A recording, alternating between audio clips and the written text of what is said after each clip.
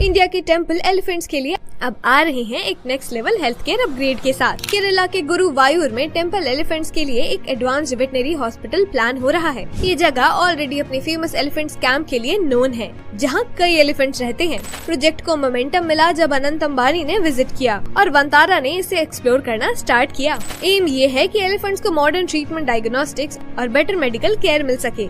Existing care strong है, लेकिन infrastructure upgrade इसे और पावरफुल बना सकता है। ये इनिशिएटिव इंडिया को एलिफेंट वेलफेयर में ग्लोबल स्पॉटलाइट में ला सकता है।